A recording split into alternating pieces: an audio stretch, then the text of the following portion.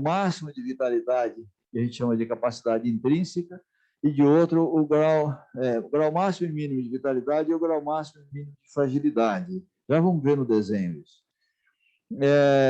E que ele estabelece uma linha, né, que vai fazer uma linha no sentido de declínio, que vai fazer essa estratificação, identificando 10 estratos ou categorias clínico-funcionais do processo de envelhecimento. Tá? Então, o que é isso? Nós vamos trabalhar. Deixa eu já aproveitar o próximo. A gente trabalha com vitalidade e fragilidade. Tá?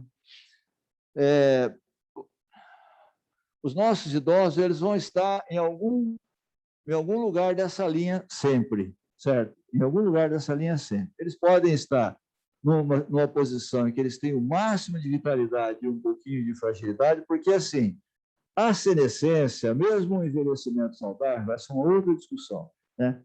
A senescência, por si só, faz com que a gente tenha algumas perdas, né, orgânicas, né? A gente, óbvio, se a gente não tivesse perdendo nenhuma, a gente seria jovem a vida inteira, então a gente vai tendo perdas, né? A gente, a partir dos 30 anos, começa a perder massa óssea, certo? A partir dos 40, começa a perder massa muscular, 50, começa a perder massa muscular, né? A partir dos 60, 65, começa a trocar massa muscular por tecido gorduroso. A gente, a partir dos 60, 70, já não tem mais a mesma capacidade de fixação que a gente tinha quando era mais jovem. Eu brinco, eu falo que o CPU está cheio, você tem que colocar chip, certo? Então, você tem que usar agenda, usar anotações, usar relógio, certo? Para você fazer o complemento, você não vai conseguir lembrar de tudo mais. Bom, enfim, a gente sempre vai estar numa dessas linhas, até chegar ao ponto em que ele tem mais fragilidade do que vitalidade.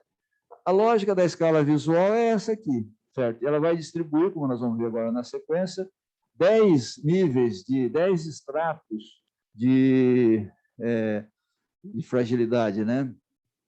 Que vai definir esse extrato clínico funcional, né? Definido pela funcionalidade, dependência ou independência da atividade diária, pela presença de fatores de risco, doenças, comorbidades múltiplas, heterogeneidade funcional dos idosos, diferença quanto à complexidade clínica, isso tudo que a gente falou até agora, na verdade, né? Que define a necessidade de acompanhamento geriátrico gerontológico especializado, como a gente falou, idoso frágil, vem para atendimento especializado, mesmo o frágil você pode ter baixa complexidade, alta complexidade, né? Que está duro até para mim, para eu ler isso aqui.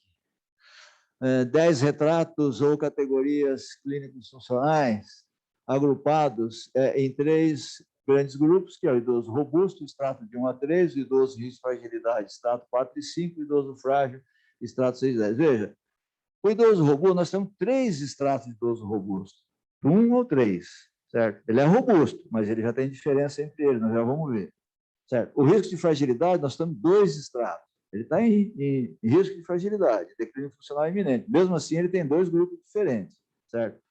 E o idoso frágil, ele vai do 6 ao 10, certo? São 5 estratos diferentes de classificação do idoso frágil, tá? Então, isso que nós vamos ver agora na sequência. Vamos ver se dá para ver aqui. Para ver daqui está complicado, se vocês depois conseguirem ver daí, mas vamos lá.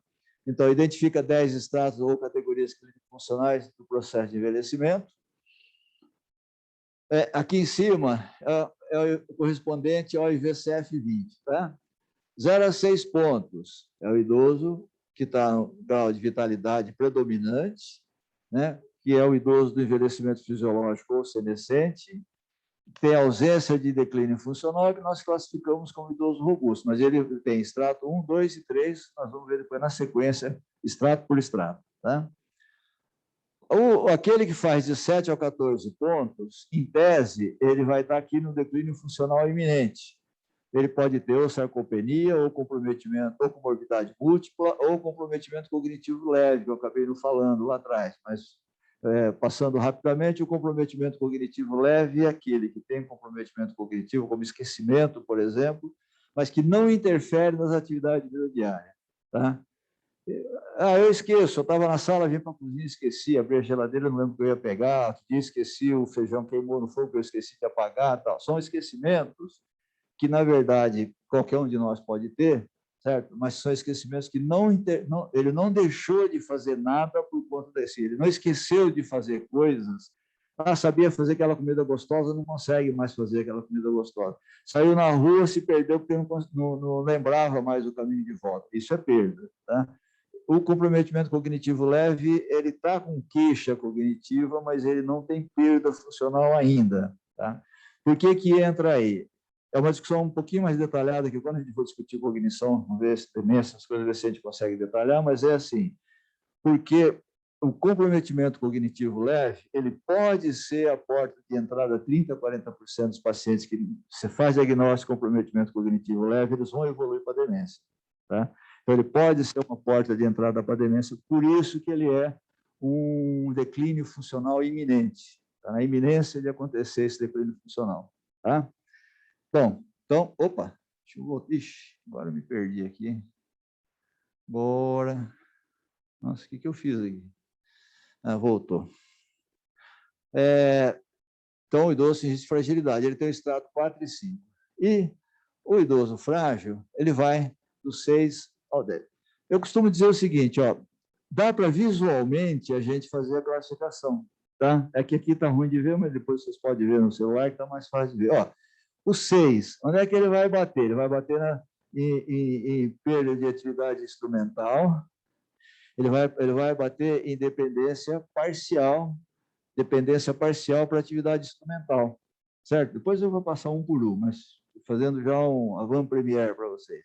O 7 continua ainda comprometindo instrumental, só que ele já tem dependência para AVD instrumental, ele já tem dependência completa. Entendeu a lógica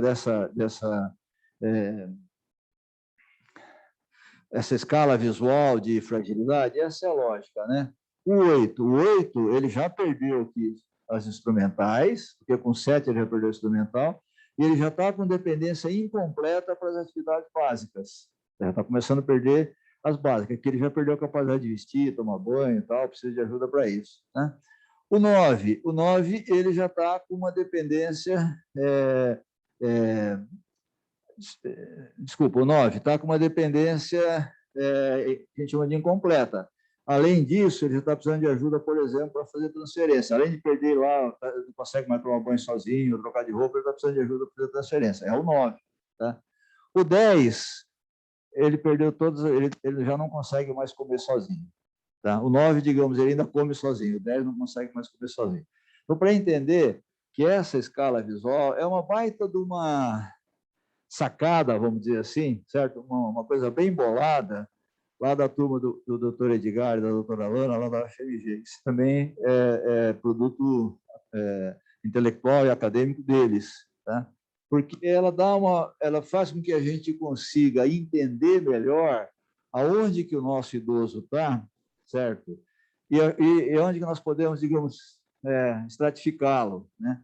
E ao fazer isso, isso ajuda para que a gente possa organizar o que a gente pretende fazer depois em termos de cuidado com o idoso. Dá para usar isso aqui, inclusive, como forma mesmo de material, até de estar no prontuário do idoso, para você preencher as casinhas e fechar o diagnóstico no final. Então, é uma coisa que ele dá uma objetividade que ajuda a gente bastante, né? E aí, então, agora a gente vai, né? Deixa eu parar, então, tomar uma aguazinha.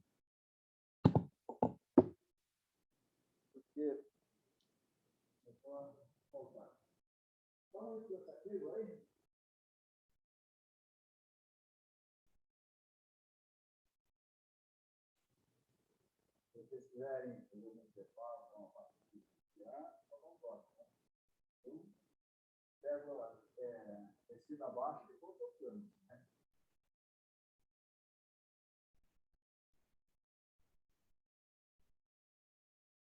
Vamos lá.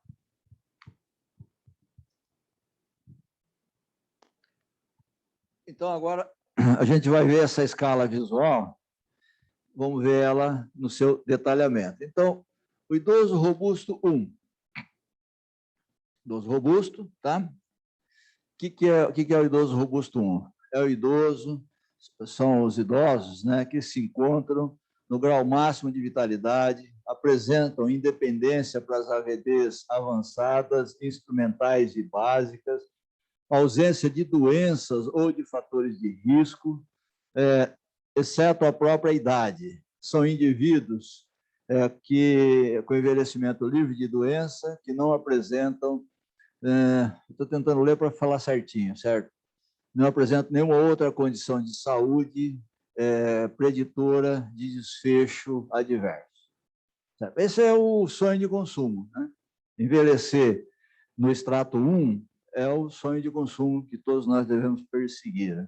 É o idoso, aquele idoso que não tem nada, não toma remédio nenhum, podemos dizer assim, que caminha, que anda, pela classificação do Rockwood ele chama de atlético, né? Que é aquele idoso que, inclusive, que pratica atividade física e tal e tal. Então, esse é o extrato 1, né? Vocês conhecem muito idoso do extrato 1? No serviço lá aparece, tem idosos do extrato 1? Aquele que... Você sabe uma coisa que dá dó, às vezes? Assim, não vou dizer que é comum, mas eu tenho vários pacientes com Alzheimer, chega com Alzheimer, que ele já não sabe nem mais quem ele é, não toma nenhum remédio, está assim, do ponto de vista físico, né? O bicho está inteiro, mas a cabeça pifou. Puta, dá uma dó, porque você fala, caramba, né? Se a cabeça não pifa, o cara ia estar bem, né? Mas não é comum, mas também não é incomum, não é raro, não é tão raro assim. Sempre aparece paciente com Alzheimer nessa condição, né? E aí, então, a gente faz uma boa diferenciação, né, do que é autonomia, por que a autonomia é diferente de independência, né? Porque esse daí ele não tem mais autonomia e ele está completamente independente do ponto de vista físico, né?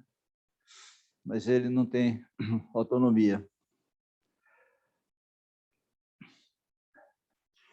Então, o idoso... Ah, não, desculpa, é o 2 agora. O 2. 2 é o idoso, são aqueles idosos que são independentes. Todos os idosos que forem robustos, eles são independentes, para AVD avançadas, instrumentais e básicas. Eles não têm nenhuma dependência, tá? Para a gente simplificar. O que diferencia aqui? Mais que apresentam condição de saúde de baixa complexidade clínica,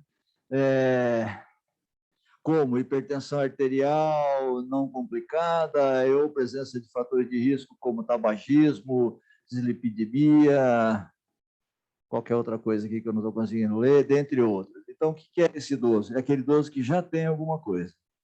Então, para ficar bem claro o exemplo do que é o idoso tipo 2, sou eu, certo? Porque eu já sou hipertenso.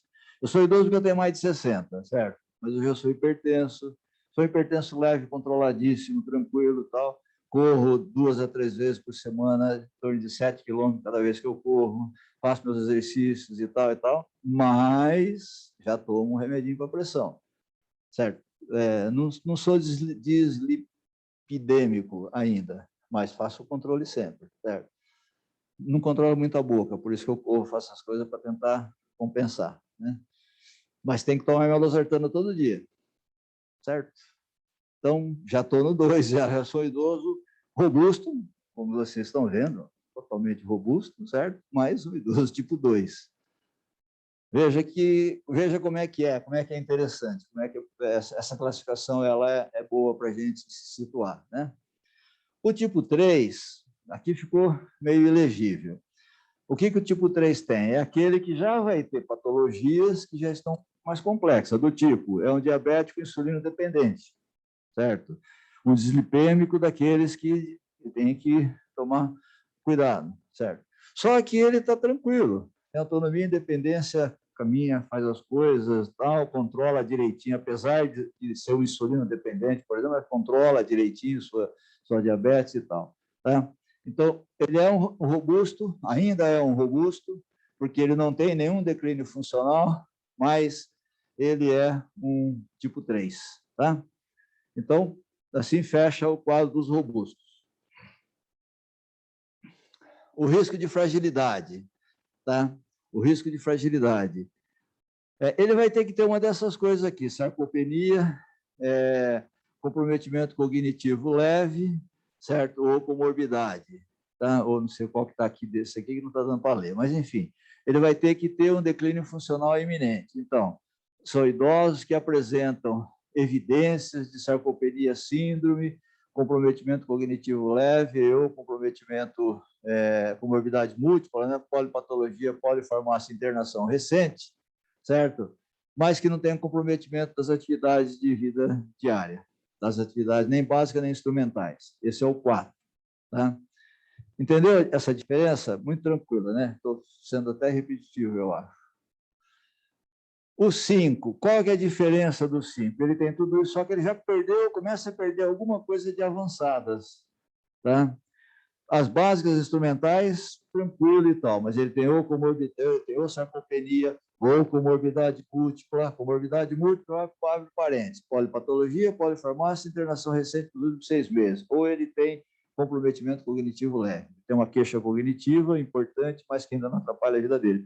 Mas ele já perdeu alguma coisa de avançadas, já não está indo mais na igreja, sei lá, já perdeu a vontade de ir lá ficar com os amigos jogando baralho lá na praça da cidade, certo? Do bairro, né? Tem isso muito, né? Ainda, né? Jogar, como é que chama? Não é dama. Dama também, né? Dominó, jogar dominó, né? O velhinho gosta de fazer isso, né? De repente, ele já não acha mais graça fazer isso, já não está indo mais fazer. Mas o resto está tudo bem, só que ele tem uma sarcopenia e tal. Bom, então esse é o 5. Aí agora a gente entra nos frágeis, né? Então, o 6 é um declínio funcional estabelecido de AVD instrumental incompleta. Vou ver se eu consigo ler isso aqui. Apresentam um declínio funcional parcial relacionado à atividade. Vou ter que pegar aqui para ler, mas assim, só para saber, certo? É que eu não estou querendo, eu estou querendo seguir literalmente para ficar mais claro, mas entender assim. Oi? Leia. São idosos que apresentam declínio funcional parcial nas atividades instrumentais de vida diária e são independentes para AVDs básicas. É isso aí. Então, assim, por exemplo, ele precisa que alguém vá com ele no mercado fazer compra. Ele já não vai mais sozinho. Já perdeu uma atividade instrumental. Ele já não precisa que alguém ajude a lembrar dos remédios, que ele já não consegue mais lembrar de tomar os remédios sozinho. Ele já perdeu uma atividade instrumental. Tá? Então, ele tem uma perda incompleta. Mas ele, em compensação, se precisa que alguém vá com ele para sacar o dinheiro da aposentadoria. Mas depois que pega o dinheiro, ele sabe quanto é, o que tem que pagar, etc. Mas ele já não vai mais sozinho no banco, não consegue mais sozinho. Ou seja, ele já tem uma dependência de alguém que precisa ir com ele para fazer esse tipo de serviço. Não consegue mais atender telefone, certo? Tem que pegar o telefone, discar e dar para ele falar, certo? Entendeu? Então, isso vai aparecer na hora que se a gente for aplicar a escala, vai aparecer na hora que aplica a escala de Lawton-Brod, vai ver que ele tem algum comprometimento. Então, esse é o 6. O 7.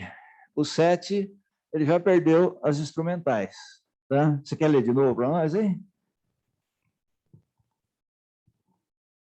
São idosos que apresentam declínio funcional em todas as atividades instrumentais de vida diária, mas ainda são independentes para atividades básicas de vida diária.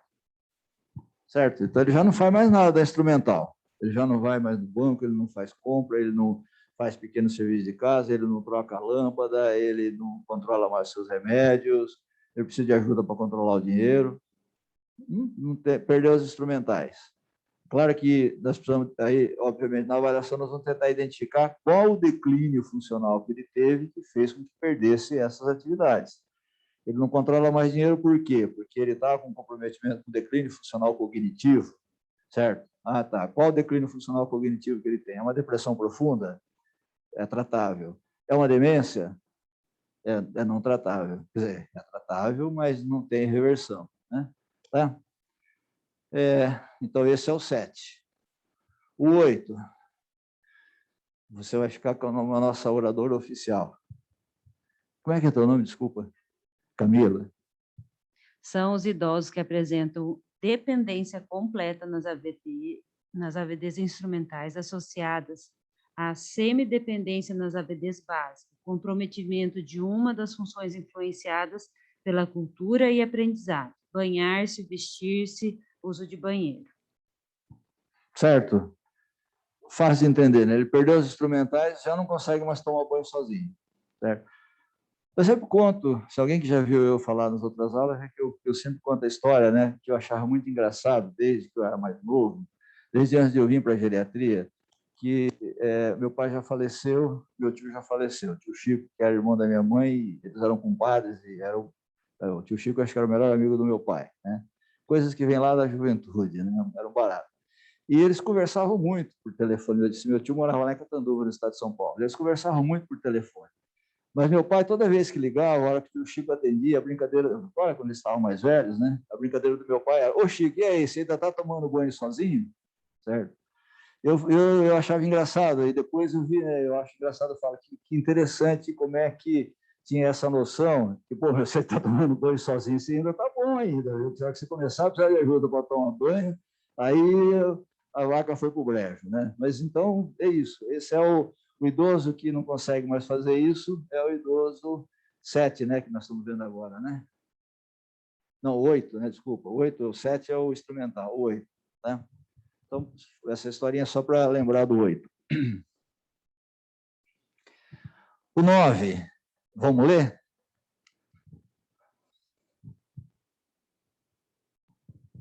São os idosos que apresentam dependência completa nas AVDs instrumentais, associadas à dependência incompleta nas AVDs básicas, comprometimento de uma das funções vegetativas simples, transferência ou continência, além de, obviamente, ser dependente para banhar-se, vestir-se e usar o banheiro.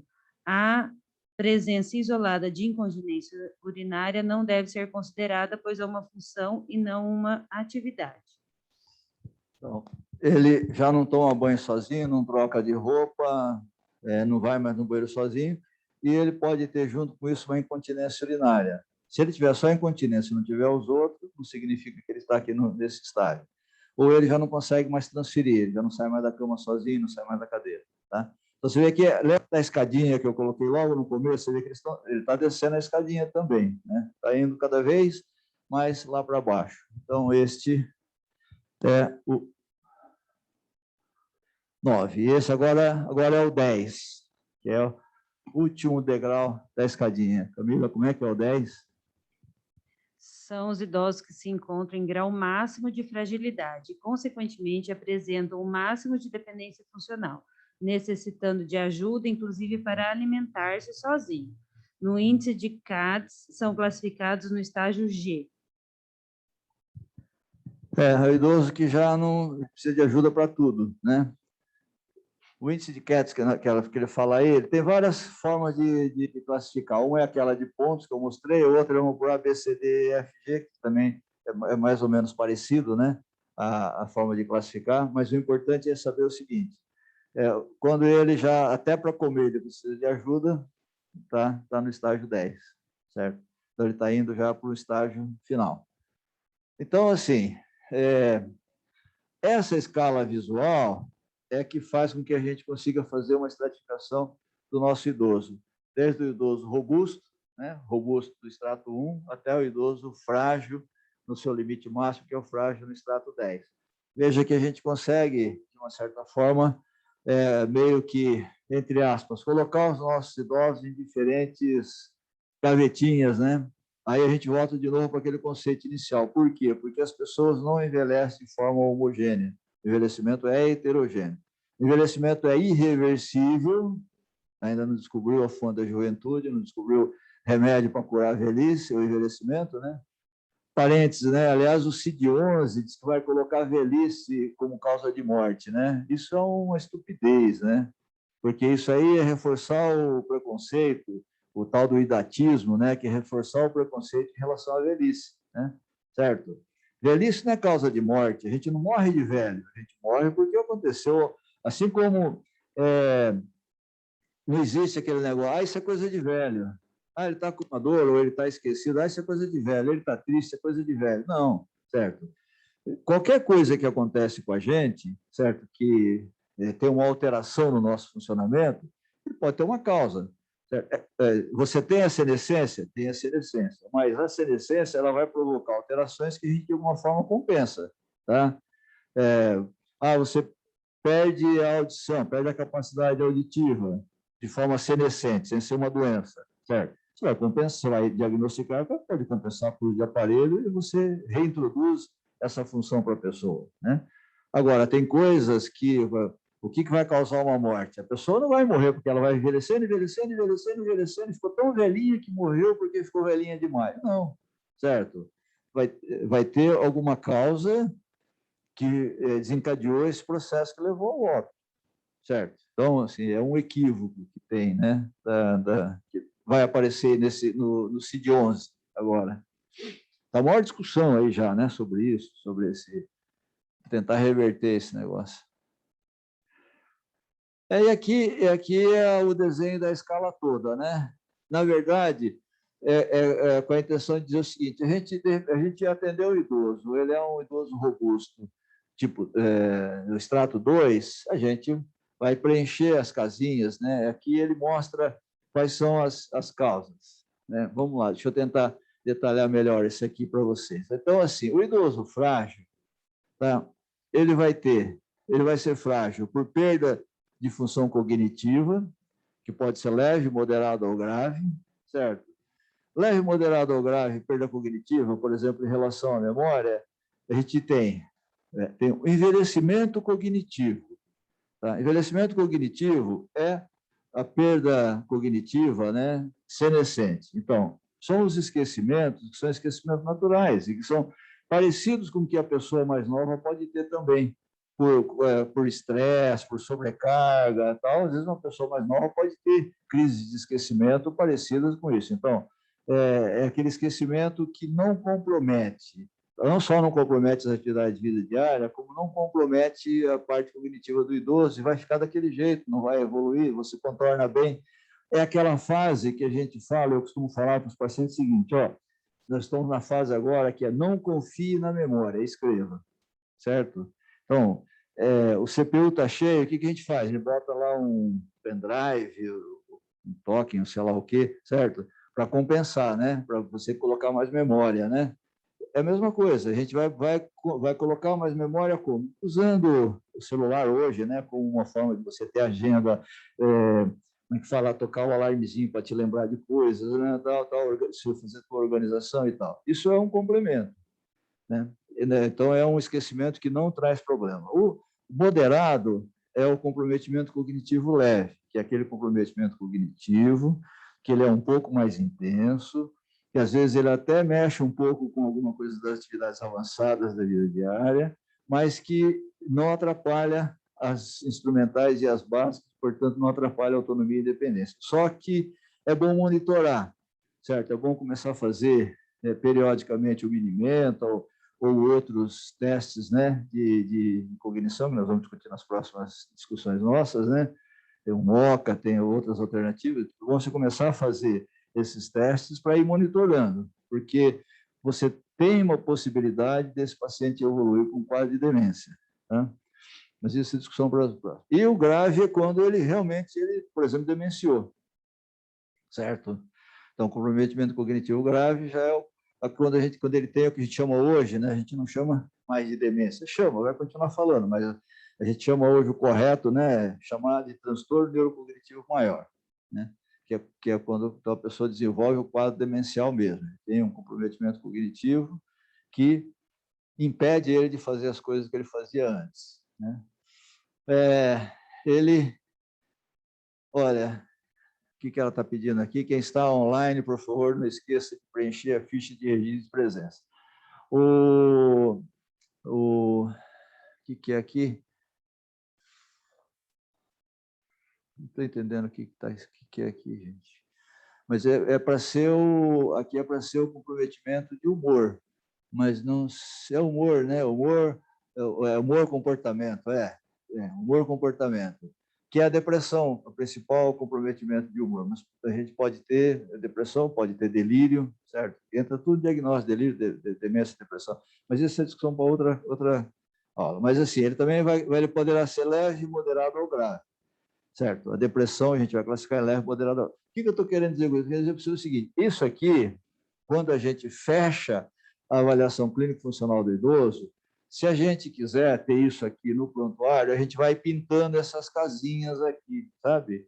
Na hora que fecha, você tem um diagnóstico visual do teu idoso, um diagnóstico clínico funcional visual. Por isso que chama escala visual de funcionalidade ou de fragilidade, né? É isso, não preciso, acho que eu não preciso ficar detalhando muito, não. Mas ele vai dar todas as possibilidades que a gente tem, certo? Quando é de mobilidade, se alcance, pressão em pista, marcha, é, comprometimento aeróbico.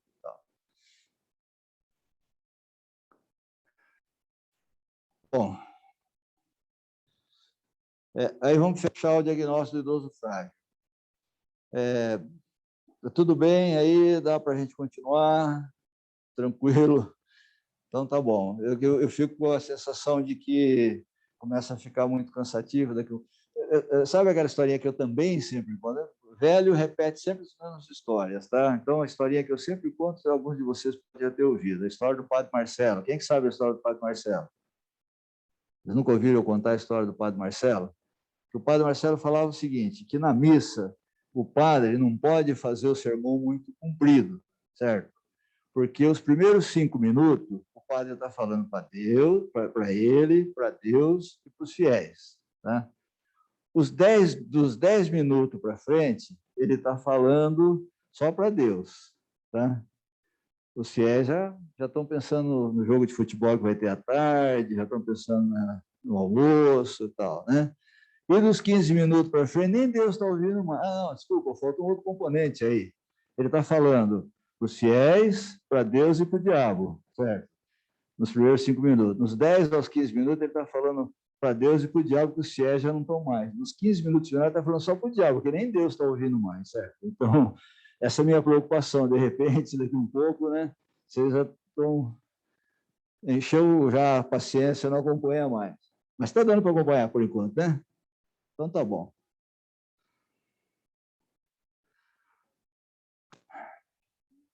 O idoso frágil, a gente vai, então, tentar ver se ele tem declínio funcional estabelecido e qual o grau de dependência.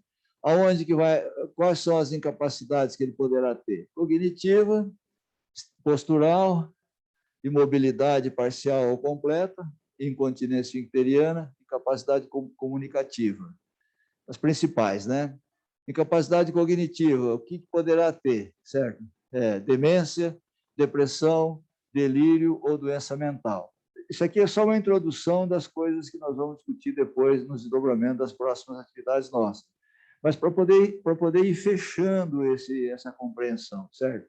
Ele vai ter um declínio cognitivo, então, nós fizemos tudo aquilo, fizemos uma estratificação de 1 a 10, a gente identificou onde é que pode acontecer os declínios, quais são as funções. As funções principais são essas. A incapacidade cognitiva, quando ela acontece, ela vai ser provocada por uma dessas causas aqui, invariavelmente. Tá? A instabilidade postural, como é que nós vamos identificar a ocorrência de instabilidade postural? Por história de 2 ou mais quedas nos últimos 6 meses, ou dificuldade de marcha, caracterizada por desequilíbrio e alteração de padrão de marcha, capaz de restringir a participação social. Bom, o idoso, estabilidade postural, quais são as coisas que vão provocar a estabilidade postural?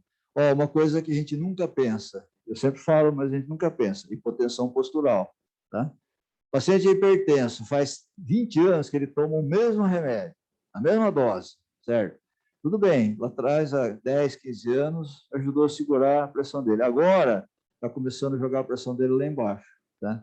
E aí, o que acontece? Aí ele faz hipotensão postural. Hipotensão postural vai dar tontura. Quando fala em tontura, idoso que chega reclamando de tontura, qual a primeira coisa que a gente pensa? Labirintite, certo?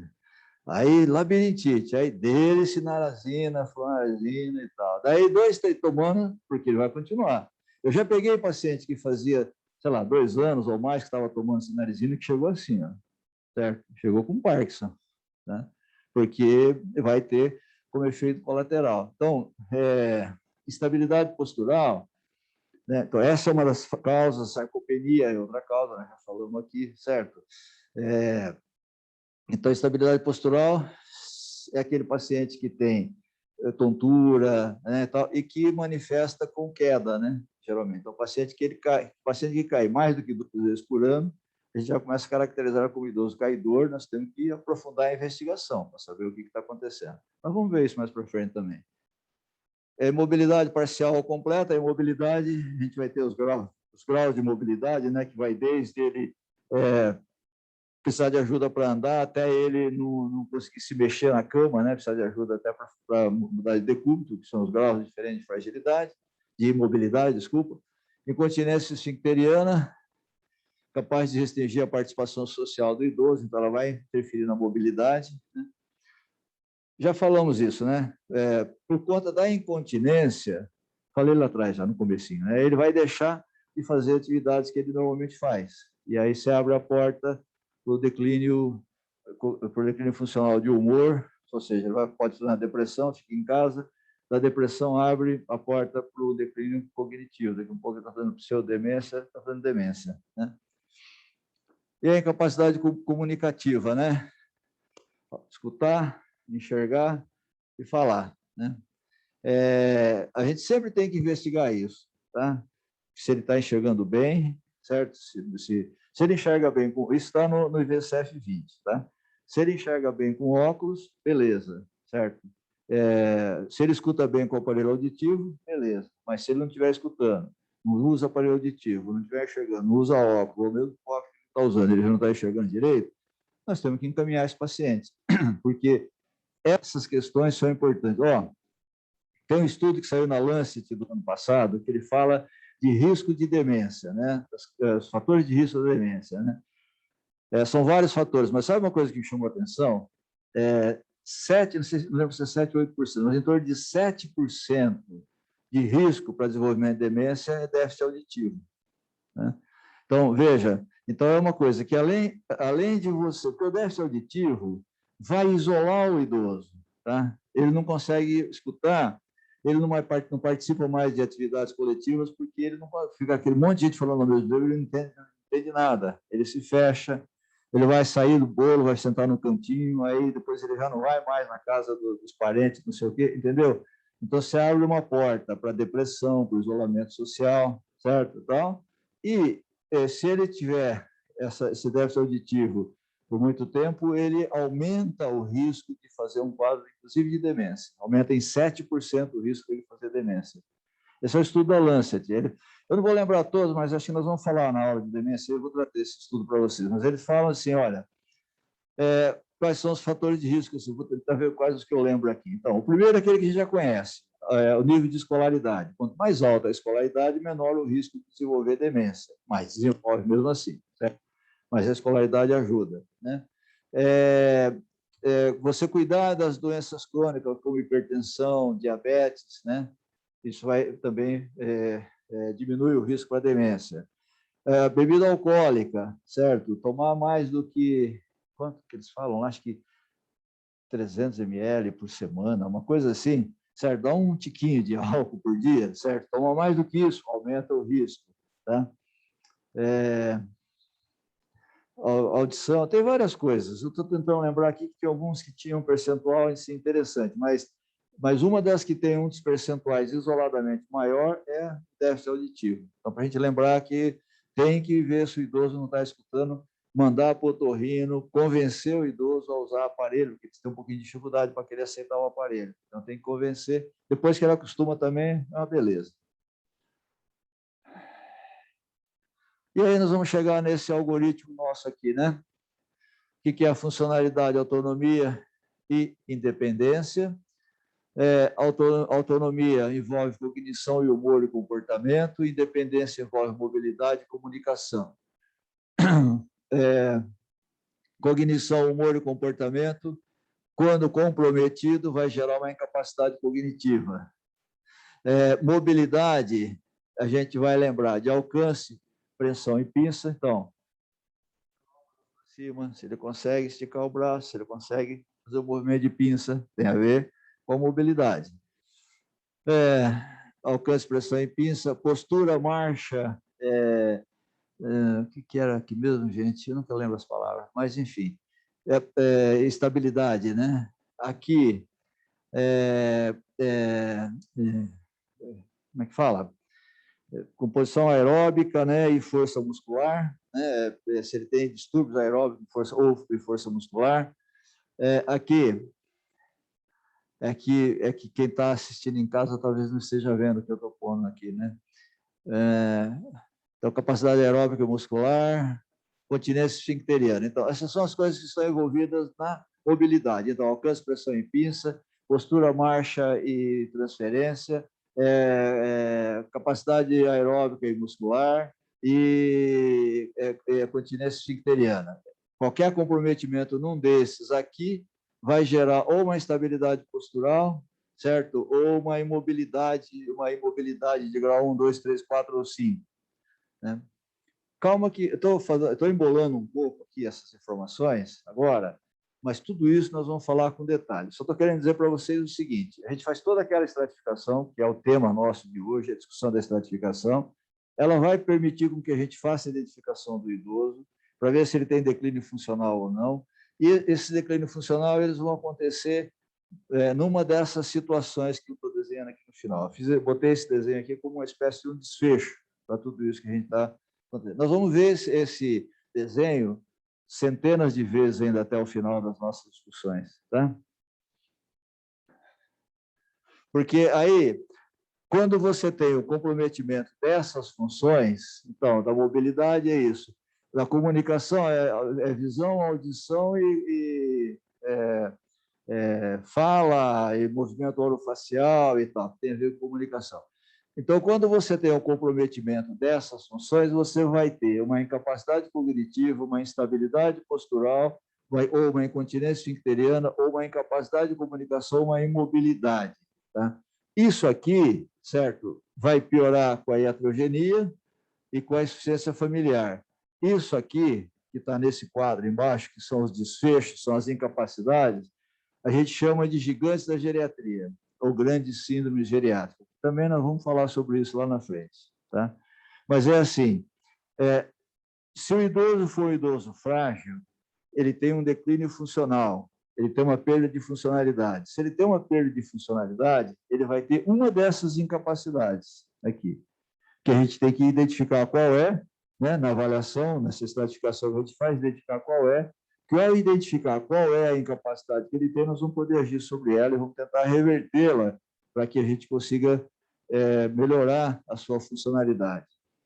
A ideia desse complemento aqui era essa.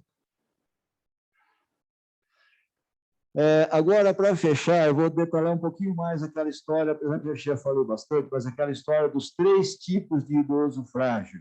Tá? 3 subgrupos, desculpa, tipos é de 6 a 10, né? 3 subgrupos de idoso frágil. Idoso frágil com alto potencial de melhora funcional, idoso frágil com baixo potencial de melhora funcional, idoso frágil em final de vida. Tá? Vamos passar, isso aqui. Então, idoso com alta complexidade ou alto potencial de melhora funcional são idosos com maior probabilidade de ganho funcional e ou qualidade de vida, que se beneficiam do acompanhamento geriátrico e gerontológico especializado junto com a atenção primária à saúde e que são prioritários para ser encaminhados para atenção especializada. Tá? Então, idoso frágil de alta complexidade tem um declínio funcional que nós podemos reverter, ou ele tem potencial de reversão, é possível que ele venha a ser revertido se atendido no serviço de atendimento especializado. Então, o idoso que nós vamos mandar para o atendimento especializado, primeiro é o idoso frágil, certo? Em relação ao frágil, risco de fragilidade ou robusto, é o frágil. Dos idosos frágeis, o que a gente realmente deve mandar para o atendimento especializado é esse que tem um declínio funcional com alta capacidade de reversão. Como é que nós vamos ver isso? Bom, na estratificação, pode ser feito isso conjunto com a gente, com orientação nossa, se precisar, certo? Mas podemos dizer assim, que você tem idosos que ele teve um declínio funcional que não tem como reverter. Não sei se é o melhor exemplo, mas, digamos, um idoso que fez um AVC e fez uma hemiplegia, que ele tem uma imobilidade, uma estabilidade postural, uma imobilidade por conta disso. Nós não vamos reverter a hemiplegia dele. dependendo do estágio que ele tiver. Se for logo no começo, ainda com fisioterapia, com tratamento, você pode melhorar, e às vezes até reverte bem. Mas ele já teve esse AVC há 10 anos atrás, ele está acamado há não sei quantos anos. Não compensa pegar esse idoso, pôr numa maca, pôr na ambulância e mandar para a gente ver lá no ambulatório. Nós vamos ter muito pouco o que fazer, né? Às vezes vai ter mais para ser feito lá na atenção primária do que a gente aqui na atenção especializada. Então, esse é um idoso que tem um declínio funcional estabelecido irreversível. Então, ele é um idoso de baixa complexidade, porque ele tem baixo potencial de reversão desse seu declínio funcional. Tá? Em compensação, o idoso que está num grau de depressão, que em função disso está começando a ficar esquecido, não, esse é importante que a gente consiga vê-lo, né? Esse é um exemplo, não sei qual outro exemplo mais pode ocorrer. Então, esse vale a pena pegar na mão e levar. Aqui ficou configurado diferente, mas, enfim, o idoso frágil de baixa complexidade ou com baixo potencial, então, é isso que eu falei, apresenta declínio funcional estabelecido, de baixo potencial de reversibilidade clínico funcional, não vai ter como reverter esse declínio estabelecido. Existe um subgrupo que deve ser manejado. Esse é um subgrupo que deve ser manejado na atenção primária, com apoio da atenção especializada de saúde do idoso quando necessário, com o objetivo de evitar a piora funcional. Então, é isso que nós falamos, certo? O que você vai fazer com esse idoso? Maneja ele na atenção primária, a gente pode dar retaguarda, vai ajudar no manejo desse idoso, e o manejo vai ter como objetivo o quê?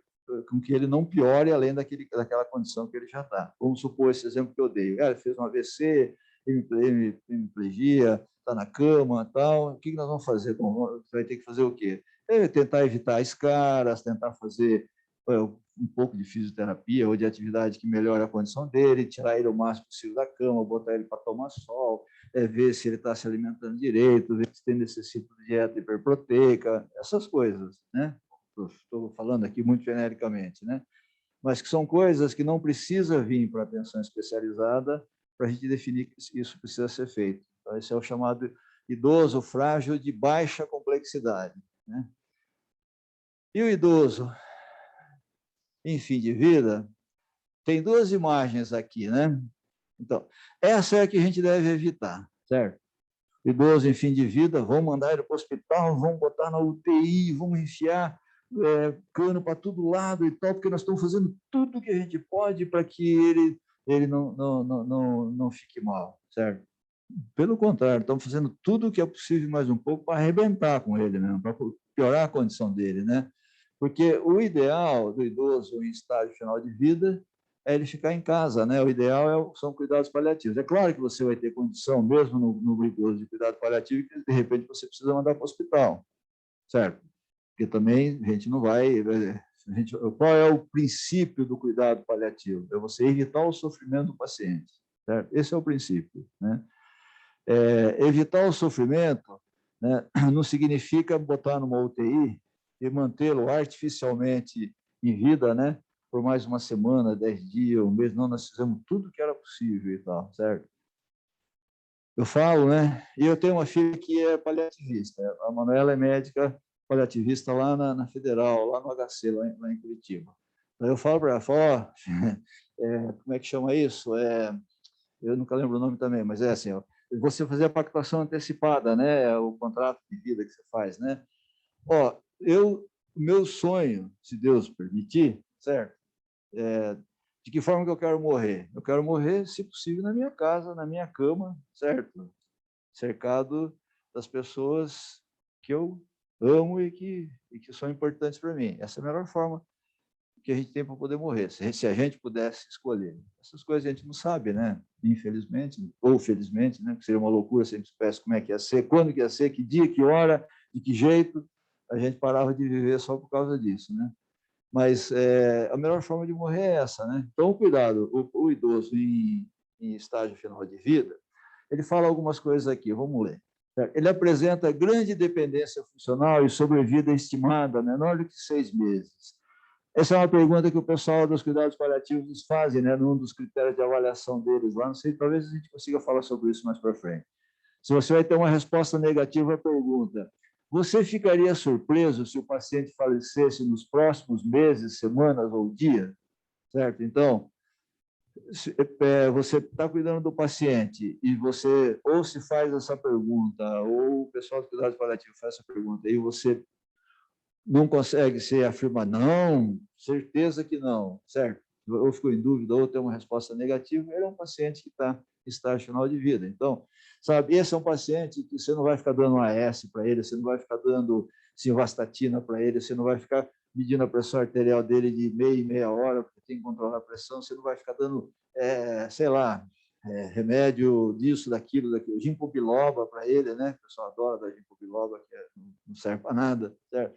Ômega 3, que é outra coisa, não vou dar ômega 3 para ele ficar forte, vitamina para ele ficar, não, certo? Esse você vai cuidar para que ele não tenha sofrimento, certo? Ele não tenha sofrimento e a gente, enquanto profissional, para que ele e a família não tenham sofrimento, né? Que você diminua o sofrimento dele e da família. Lembrar que alguns idosos podem estar relativamente preservados funcionalmente e apresentar doenças com alto potencial de mortalidade, como determinado tipo de neoplasia. Você sabe, aquele idoso, aquela pessoa, né, que ela tem um câncer, certo? Que já é final, certo? Mas não chegou a comprometer a autonomia e a independência dele, certo? Só que está com diagnóstico fechado, né? É interessante porque o Rockwood faz uma estratificação parecida com essa também, né? Só que ele vai até o 9. E o 9, e ele faz isso ele faz os desenhos, simbolizando cada um, né? Então, o 8 é o acamado que já não come sozinho, ele põe o desenho do paciente na cama. E o 9, que é o último estágio dele, que é a fase final de vida, ele põe o paciente sentado, certo? Por quê? Porque você tem condições como essa, né? Que ele tá com um prognóstico fechado, a evolução é definida que ela é rápida, mas ela ainda não comprometeu, às vezes, a autonomia, a independência dele em partes, né? Se não tiver dor, o problema desse tipo de câncer é a dor, né? Se não tiver dor, até que não é o problema, né? Esse subgrupo também deve ser manejado na atenção primária, com apoio da atenção especializada em saúde do idoso, quando necessário, tendo um foco na intervenção de cuidados paliativos baseado no conforto do usuário e de seus familiares. Então, hoje, os cuidados paliativos ele está virando uma especialidade na área da saúde, né? Para vários profissionais, né? Médico, enfermeiro, fisioterapeuta, nutricionista, vários profissionais estão trabalhando bastante nessa área. O ideal é que a gente possa, quando a gente tem pacientes desse tipo, principalmente quem trabalha com internação domiciliar, né? Londrina tem internação domiciliar, Cambé tem internação domiciliar, né? A gente trabalha bastante, o de Cambé foi eu que implantei, viu? Eu passei por lá. A gente trabalha bastante com paciente que vem, né? Por exemplo, não sei se ainda tem, né? Quando nós começamos, vinha bastante paciente do Hospital do Câncer, né? Bastante assim, a gente tinha um bom número de pacientes que vinham do Hospital do Câncer, um prognóstico fechado, né? E que voltava para casa, e que aí a gente recebia as orientações dele, mas o que a gente fazia, na verdade, o acompanhamento. Então, é legal se a gente puder ter cada vez mais nas equipes profissionais que recebam capacitação em cuidados paliativos, né? Que essa é uma área que vai crescer bastante. A lógica de entendimento do atendimento também está mudando, né? Essa história de morrer no hospital, morrer na UTI e tal, isso está, certo? De ficar reanimando 1, 2, 3, 4 vezes, o cara quer morrer, pô, acabou, quer ir embora, já deu minha hora, me chamaram ali em cima, deixa eu ir. Não, vamos reanimar porque ele não pode morrer e tal, né? Isso está mudando bastante, né? Então é bom que a gente comece a ter, porque vamos começar a ter pacientes assim, às vezes, em casa, né? Mesmo que não tiver o serviço de internação domiciliar, mas o PSF, né, os atendimentos domiciliares são feitos, você vai cada vez mais ter demanda para isso, né? As oxigenoterapia, né, que tem bastante, as outras intervenções. Acho que esse é o último, viu? Não, ainda não. Aí só para fechar, né, estima-se que a maior parte dos idosos, cerca de 50%, é considerado robusta, na verdade é mais de 50%. É considerada robusta, necessitando de pequenos ajustes de atenção à saúde, particularmente no que se refere à prescrição de intervenções fúteis ou potencialmente iatrogênicas. Então, vamos lá, com comentários, né? Então, aquilo que nós já falamos algumas vezes hoje aqui. a maior parte dos nossos idosos são robustos, certo? O que é bom.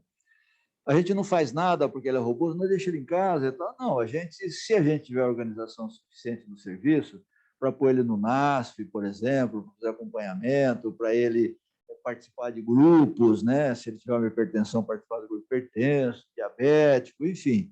Se a gente puder envolver esse idoso robusto em atividades nossas do serviço, que com isso a gente consiga mantê-los próximos da gente, né? E a gente possa desenvolver para eles atividades que reforcem essa condição de robustez, né? Que ajudem-nos a não desenvolver declínios funcionais, isso seria o ideal. Então, vamos fazer grupo de caminhada, vamos fazer grupo, senhoras, vamos fazer grupo, sei lá, de tricô, vamos fazer grupo de mães não, nosso paciente, grupo de avós, vai. Então, vai para o grupo de avós, certo? Se a gente puder desenvolver esse tipo de atividade e monitorar esse idoso, né? Uma vez por ano, fazer seus examezinhos, fazer o IVCF-20 e tal, a gente ir acompanhando, esse idoso é bom. Para quê? Para que a gente o mantenha o máximo possível na condição de idoso robusto, tá? Para que ele não desça aquela escadinha lá, certo? Ele não desça do 1 para o 2, do 2 para o 3 e começa a descer, né? Então, é isso que a gente tem que... e assim, intervenções fúteis ou potencialmente iatrogênicas, né? Então, de novo, só para reforçar, cuidado com os remédios, certo? Sim, nós vamos falar mais sobre isso, mas remédio, a gente só dá aquele que for estritamente necessário, certo? Ele é hipertenso, vai tomar antihipertensivo. Só que nós vamos cuidar para não dar uma dose exagerada e fazer ele ficar hipotenso, tá? Aí ele era robusto, fica hipotenso, cai, faz uma fratura, pronto, já não é mais robusto, certo? Ele tem uma incontinênciazinha leve que está isolada, então ela não entra na classificação de declínio, certo? Não vão ficar dando diurético para ele, né? Eu brinco, né? Eu lembro que já peguei, agora estou pegando menos, mas a gente pegava mais antigamente, o cara dava lá furosemida, 40 miligramas, de manhã e uma noite. Dá vontade de falar, quem prescreveu à noite vai tomar por uma semana furosemida à noite, vai deitar e vai dormir, tá? Para ver se é bom para tosse, né? O cara já tem incontinência urinária, o paciente, né? Então são medicamentos que a gente tem que tomar cuidado. Então, às vezes, o idoso é robusto, mas por conta da gente querer cuidar demais dele, a gente acaba iatrogenizando e ele pode perder a robustez. 20% dos idosos são frágeis e necessitam de resposta diferenciada para suas demandas de saúde, definidas de maneira compartilhada entre a atenção especializada e a atenção primária, tá? Então, nós vimos por toda essa estratificação que eles são frágeis, mas eles têm diferenças, né? Estratos diferentes de fragilidade. E o importante é o seguinte, na programação, a gente tem que fazer em conjunto. A gente da atenção especializada, vamos dizer assim, vai sugerir o que a gente acha que pode ser feito, tá? Mas vocês, na atenção primária, vão pegar essas sugestões e vão ver o que é possível, o que não é possível, o que é real, o que não é real, e o que vocês têm perna, digamos, para conseguir executar. O importante é que a gente tente trabalhar em conjunto, sempre, né, com troca de informação, e que a gente tente trabalhar, obviamente, a favor do idoso, né, para tentar melhorar a condição dele, né. E os idosos em grupo de fragilização ou pré-frágeis representam cerca de 30% da população idosa e devem ser monitorados rigorosamente pela atenção primária, pois eles estão em risco de adquirir incapacidade funcional. Então, quais são os pré-frágeis, né? Sarcopenia, comorbidade múltipla, né? Polipatologia, polifarmácia, internação recente e comprometimento cognitivo leve. Então, esses identificados numa dessas situações, a gente deve procurar acompanhá-los de forma bem de perto, para que ele não evolua para a fragilidade, né? E que essa imagem que está lá no começo, né, que dá a distribuição aqui, isso aqui também é do Dr. Edgar, essa imagem, que dá a distribuição, né, disso que está escrito aqui, né, robusto, risco de fragilidade e fraco. E os frágeis, né? Olha aqui, ó, o percentual menor, que é 17%, é o idoso frágil de risco de vida. O percentual maior é o idoso com potencial de melhora funcional. não estou vendo aqui, mas acho que é 60%, se eu não me engano. E outro percentual pequeno, né, é o idoso com... desculpa, estou falando o contrário, né? Baixo potencial é o que tem o maior número aqui dos frágeis. E os que têm alto potencial é o segundo grupo. Né? Então, é isso. Acho que agora achei esse o último. Acabou. Pessoal, o que eu consegui juntar de informações para a gente falar sobre estratificação de risco, certo? É isso. A gente, na verdade, nós estamos seguindo a sequência da última publicação do pessoal que dá assessoria para a Secretaria Estadual, né, em relação à saúde do idoso, que é a equipe aí do Dr. Edgar Nunes, lá do pessoal da FMG. Tem um pouco de informações que está lá na linha guia do idoso, que estão no manual do idoso, lá da CESA, e que está no manual que ele fez, acho que em 2019, agora o último que ele publicou, que foi junto com o Ministério da Saúde e o CONAS, né?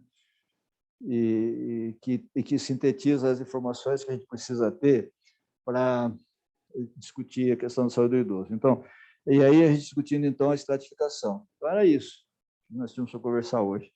Coceira no nariz agora. O que vocês acharam? Acrescentou informação? Foi muita informação? Bagunçou um pouco aí as informações? Não. Isso fica à disposição de vocês, tá? A gente vai ficar à disposição de vocês. O nosso ambulatório, a gente deve, a partir de setembro, então, começar a reorganizar. É possível que espera, pelo menos, a partir de 20 de setembro, voltar já com os atendimentos aí, tá? E estando junto. E aí, uma vez por mês, nós temos a programação dessas atividades aqui, como essa de hoje, tá? Sempre, a princípio, sempre às terças-feiras, para a gente poder fazer essa conversa e detalhar. Dúvidas que vocês tiverem, vocês podem mandar pelo WhatsApp para a Verusca, que aí ela me repassa, tá? E a gente vai conversando. Tá bom? Então é isso. Valeu. Obrigado. Obrigado pela atenção.